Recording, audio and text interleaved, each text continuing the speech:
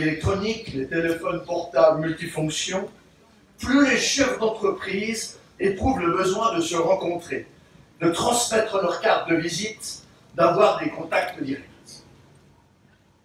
Vous l'avez remarqué, mesdames et messieurs, nous sommes le 22 et nous sommes à Agnières. Impossible donc de ne pas faire référence au sketch de Fernand Reynaud, le 22 à Agnières.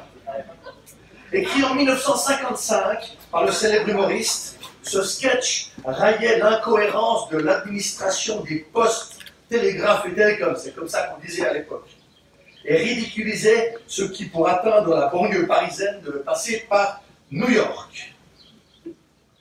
Beaucoup d'entre vous sont beaucoup trop jeunes pour avoir entendu ce sketch. C'est donc un ancien, qui est à 8 jours de la retraite, qui va vous en parler. Et je fais un bref résumé du sketch.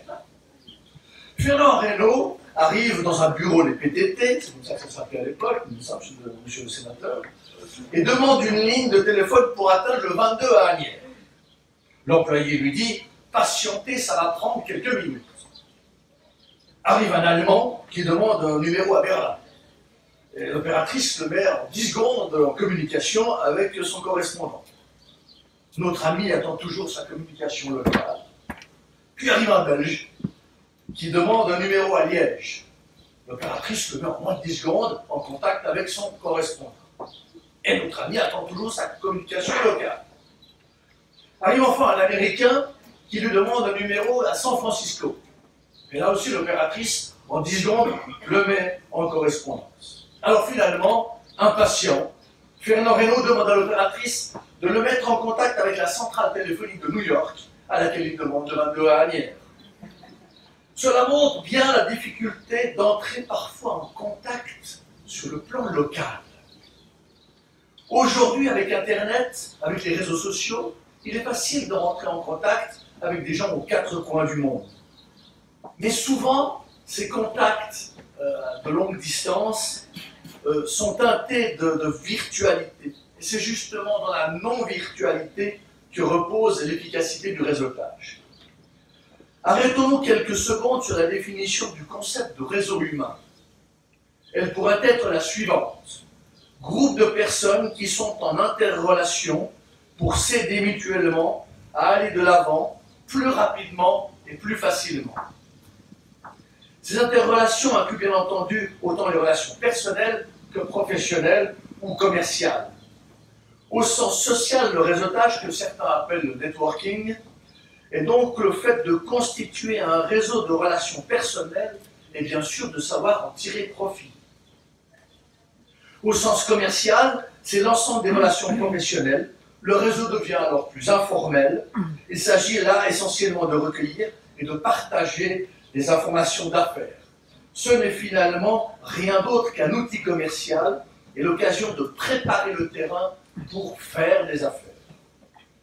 Les échanges de cartes de visite, la participation au cocktail de son association professionnelle viennent nourrir le processus systématique et stratégique de création et maintient son propre réseau.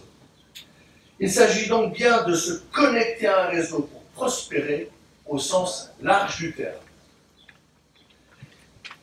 Et comme le bourgeois gentilhomme faisait de la prose sans le savoir, nous évoluons tous depuis toujours au sein de réseaux, structurés ou non. La famille d'ailleurs est par exemple un exemple de réseau, sans même le réaliser ou sans en tirer volontairement des bénéfices. Pourquoi le mot réseau éveille-t-il particulièrement notre attention actuellement? Probablement à cause de la prolifération et la forte influence des réseaux formels structurés et surtout l'utilisation massive des réseaux de communication électronique.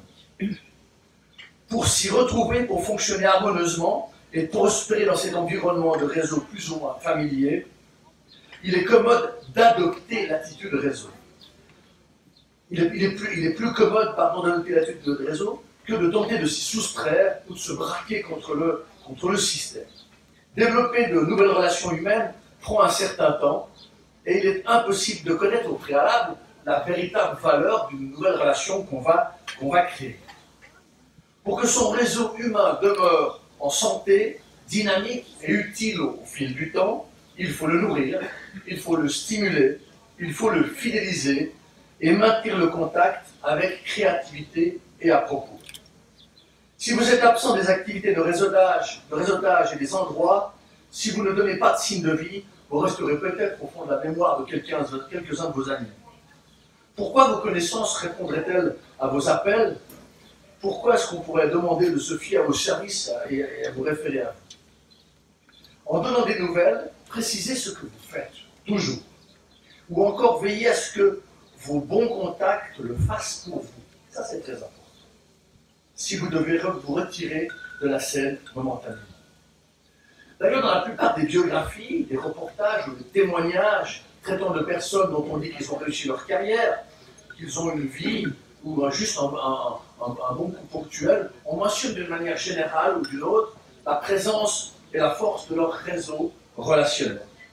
En dépit de l'effervescence ou de ralentissement de la marche des affaires, de la mondialisation et de l'invention de nouvelles technologies, ils parviennent, eux et leurs organisations, à prospérer et au pire, à honorablement sauver les meubles. Avoir un réseau solide et l'utiliser intelligemment est à la portée de chacun d'entre nous. Pour peu d'y croire et de faire les efforts nécessaires, notamment au niveau du temps investi. Chacun se rend compte qu'il possède son propre réseau et qu'il l'utilise avec plus ou moins de succès, sans forcément s'appuyer sur une stratégie ou une méthode bien définie. Nous possédons tous une boîte à outils pour réseauter. Il est peut-être nécessaire de temps en temps de faire l'inventaire et d'utiliser pleinement le potentiel de cette boîte à outils. Un réseau n'est jamais acquis. Il faut s'efforcer d'être en bon contact et d'améliorer ses techniques de réseautage. Ce qui importe n'est pas plus qui vous connaissez, mais qui vous connaît. Merci de votre attention.